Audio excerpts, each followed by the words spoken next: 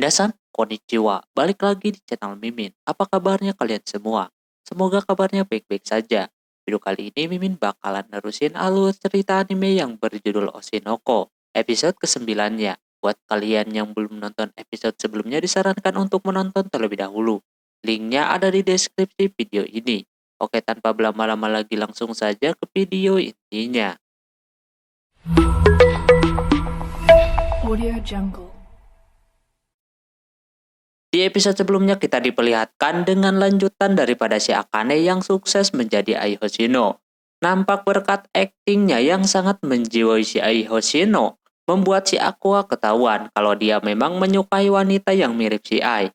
Namun di sisi lain semenjak si Akane meniru si Ai, Aqua jadi berpikir dia yang sudah lama dengan si Ai bahkan dari bayi, masih belum bisa memahami si Ai sama sekali.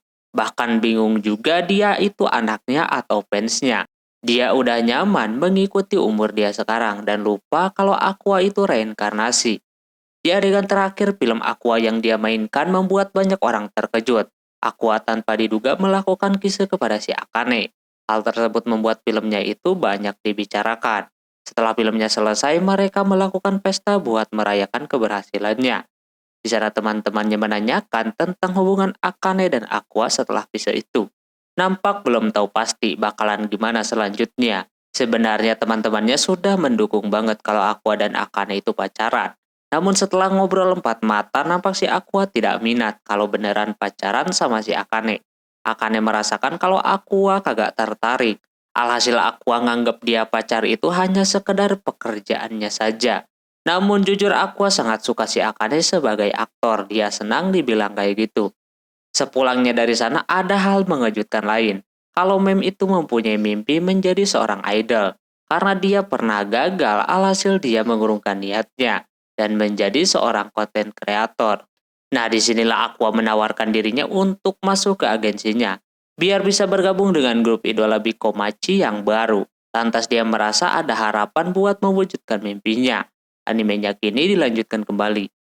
Hari itu Aqua langsung membawa si Mem ke hadapan si Miyako.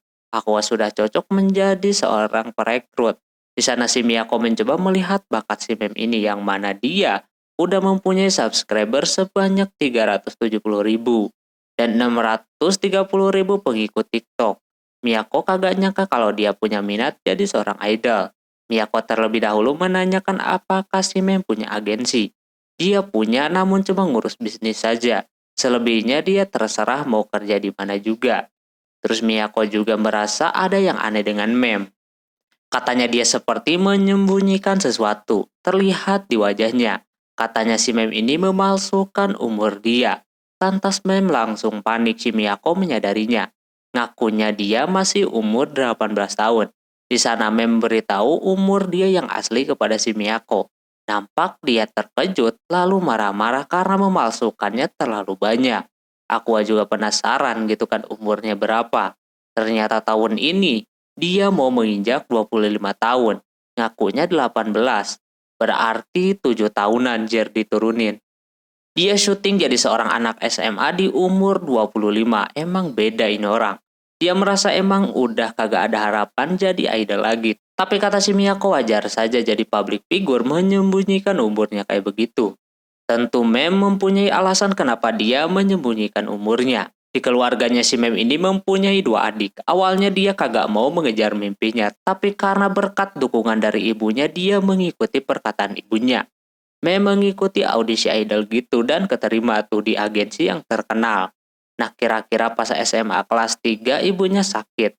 Pada saat itu enggak ada orang yang membiayai ibunya. Mau nggak mau dia berhenti sekolah untuk sementara waktu dan melakukan kerja paruh waktu. Sampai di mana berkat dia kerja, Mem bisa membayar biaya emaknya sampai sembuh dan menguliahkan adik-adiknya.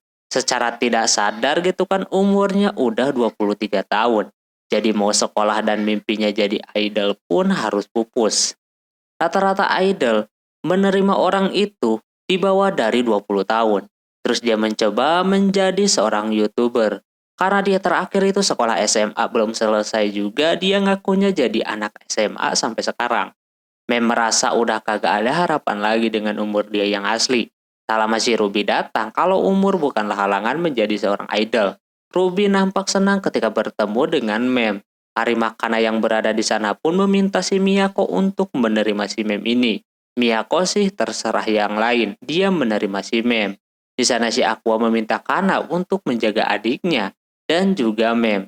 Tapi itu orang jadi cuek, malah bawa-bawa si Akane.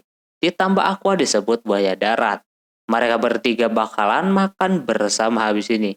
Mem merasa senang bisa diterima dan dimulai dari situ, Bikomachi mulai terbentuk. Di sekolah Minami menanyakan kepada si Ruby tentang kisah si Aqua kepada si Akane. Si Ruby ketika melihatnya bagaimana? Nampak katanya perasaannya campur aduk, beda dengan kalau orang lain yang melakukan itu. Ruby berpikir kakaknya tertarik sama si Akane karena dia mirip dengan emaknya. Tak lama kemudian datang si Ranui yang mendengar omongan mereka berdua, yang lagi ngomongin film si Aqua. Katanya filmnya banyak cowok cakep dan cewek cantik yang membuatnya bisa buat cuci mata. Lantas kedua orang itu merasa kalau si Ranui sedang ngelucu. Berbeda dengan ketika dia di layar kaca terlihat serius. Katanya hal itu berguna buat melindungi citranya. Si Ranui mempunyai teman yang main di film itu juga. Dia suka juga filmnya, apalagi sama si Mem. Katanya jika dia jadi lelaki yang main di sana, dia bakalan memilih si Mem. Sekarang berkat film itu si Aqua langsung banyak yang suka, dari kelas umum ataupun kelas seni. Ini bagus buat karir si Aqua untuk kedepannya. Namun daripada itu, ini juga sangat bagus buat grup Bikomachi. Berkat kedatangan si Memcho. Semenjak gabung, Mem mempromosikan grupnya di channel miliknya. Hasilnya kelihatan, channel Bikomachi naik jadi 10.000. Ini emang berkat subscriber si Mem yang membantu.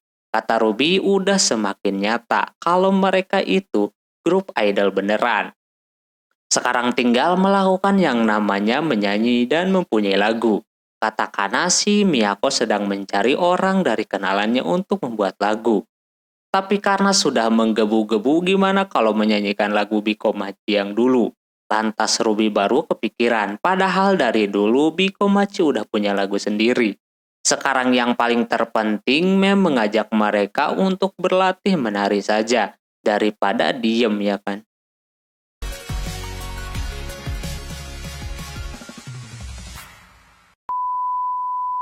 Mereka menarilah dengan lagu-lagunya Bikomachi yang dulu.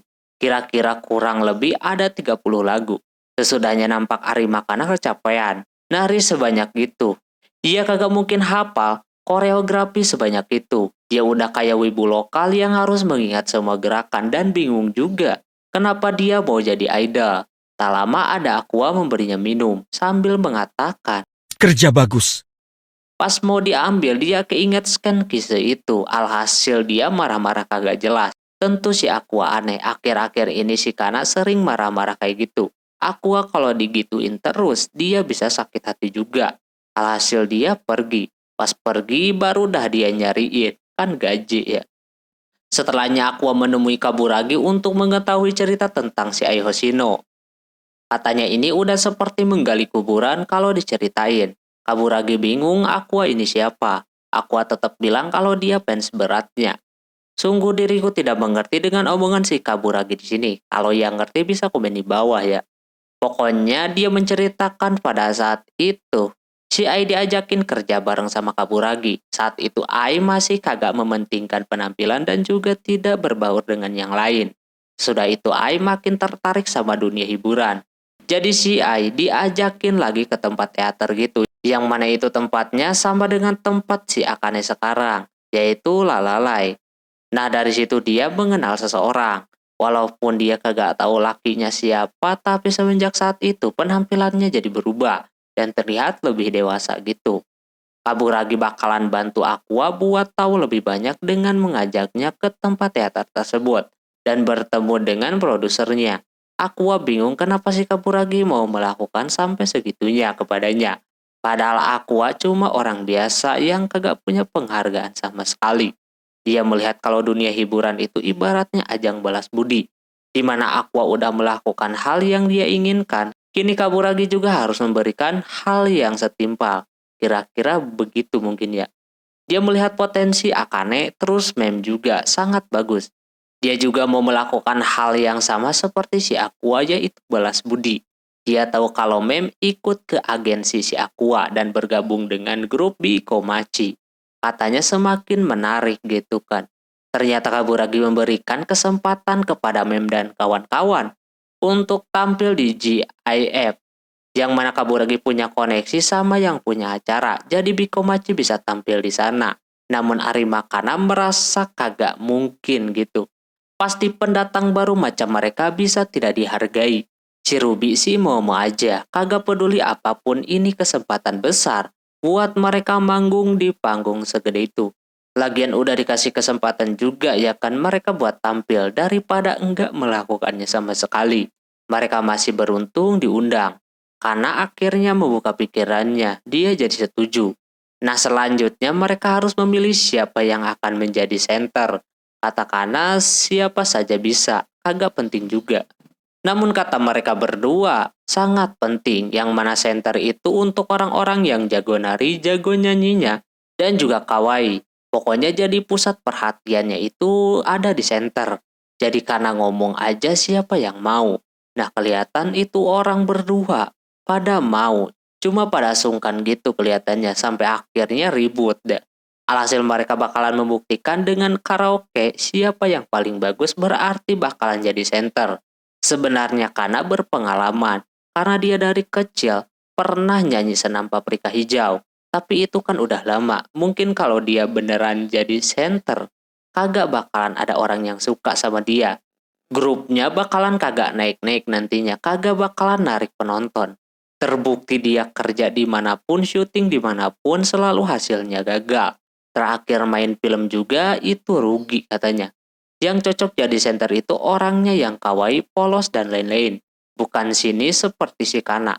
Dia jadi pemeran tambahan saja. Ruby merasa aneh sama si Kana yang akhir-akhir ini sering menyalahkan dirinya sendiri kayak begitu. Mau digimanain pun sama si Ruby tetap aja orang ini sinis. Bakalan susah kalau punya pacar seperti si Kana. Dia terlalu baper melihat syutingnya si Aqua. Ruby berpikir kalau kedua orang itu rekrutan kakaknya. Dia jadi agak sedikit mengerti tipe cewek si Aqua kayak gimana. Setelah itu si Ruby dan Mem karaokean. Namun suaranya kagak ada yang bagus, nilainya aja pada kecil. Tapi kedua orang itu tetap membela diri mereka masing-masing. Kalau suaranya pada bagus. Sesudahnya mereka mau istirahat dulu sambil dengerin lagu yang santai. Kata si Ruby dengerin lagu Kana aja Senam Paprika Hijau. Dicarilah ya kan, ada tuh lagu yang sesudah Paprika Hijau itu. Mereka memutarnya, nampak bagus banget suaranya.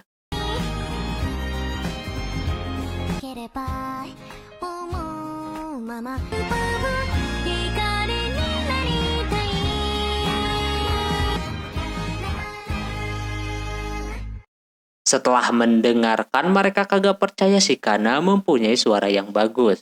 Sementara dianya lagi di karaoke juga, tapi sendirian. Lihat skornya tinggi banget.